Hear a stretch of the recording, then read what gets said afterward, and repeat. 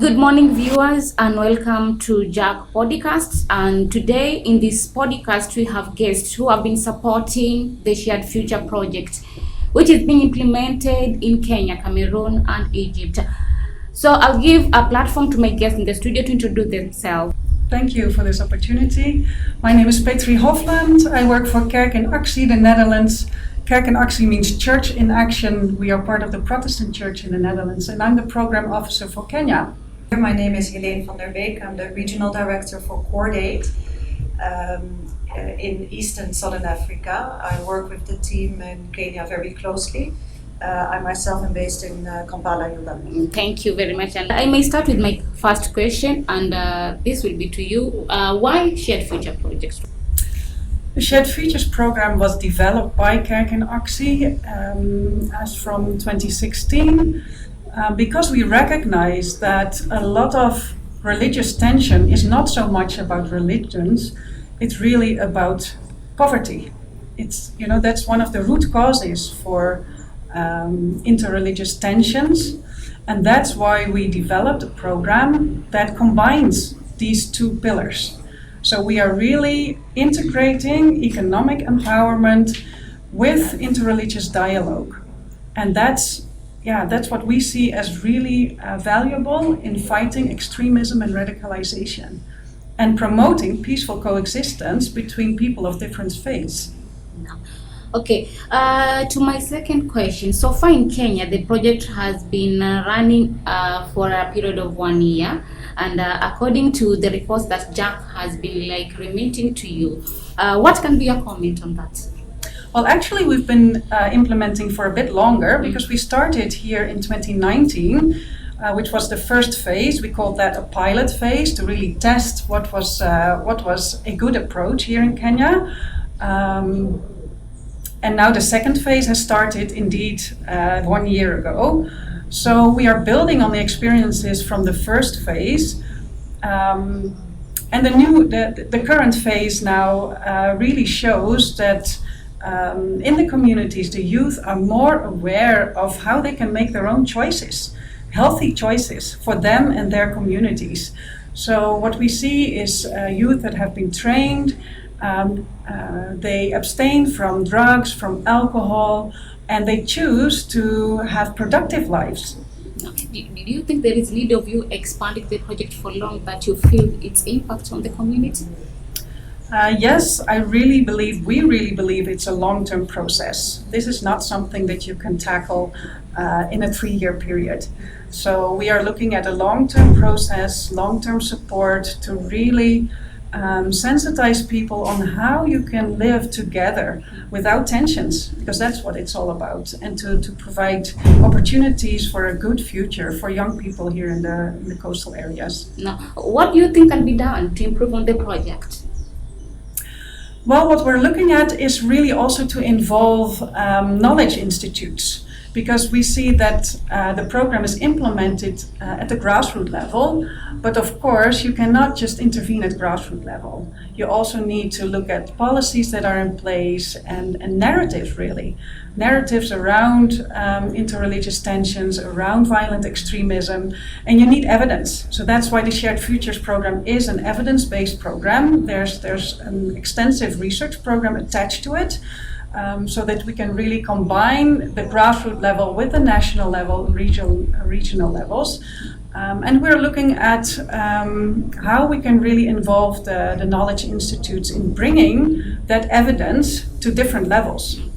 Okay, thank you for that. Can you add anything on the improvement on the project? Yeah, thank you. I agree with what Petra just said about knowledge and learning and creating or taking out the evidence. I also think it's early on in the program. It's the second phase, but still it's only the first year we just concluded the first year of the second phase. I think what can be scaled up at some point is indeed that interaction between economic empowerment and religious coexistence and awareness of that.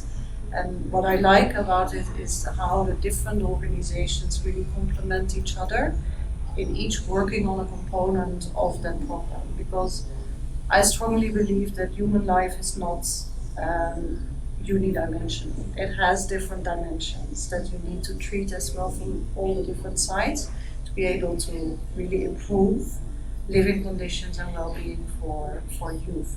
So I think there is an opportunity to dig deeper into that, also look a bit more at the economic empowerment. How does that work in the program? How does that can skilled up as well, so that youth can really see the benefits of the empowerment coming. But I'm also confident that the rest of the program will already allow us to see those improvements. So, do you think the economic part of it can really be impactful to the youth? I think it's very impactful for the youth already. Seeing, we visited some groups yesterday, seeing materialized in their books of accounts that they can achieve something if they put their mind to it, and if they put their will to it, and if they put their savings to it together. So even if that's small money that doesn't give them a living income, at least they see psychologically that has an effect, and that already can keep them from going into all these other activities that are much more harmful. So I think, yes, that's a very good component. Yeah, and maybe to add on that, and to emphasize that Jack is not doing this alone. There are 4 implementing partners that are working together. And that's what makes the program also stronger, we believe, that each of them has their own unique strengths to bring to the communities and to the youth. Let's go to the next question. The project has been implemented in Cameroon, Egypt, and Kenya. So when you compare the 3 countries, what can you say? Well, Cameroon has actually just started, so we can't say much about that yet, but it has also been implemented in Pakistan. That was actually the first country where we started the Shared Futures program.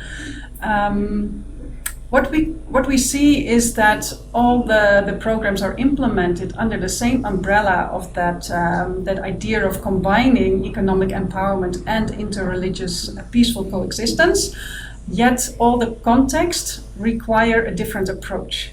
So it's really important that there's a good context analysis of what is here the root cause of the potential conflict and how can we address that. In Pakistan, for example, it's a very sensitive issue, so you cannot just mention interreligious dialogues or that sort of thing. So it's contextualized in each of the countries. And there's changes also, or differences in how it is implemented. Like I said, here in Kenya, we have a consortium of 4 implementing partners and the lead partner.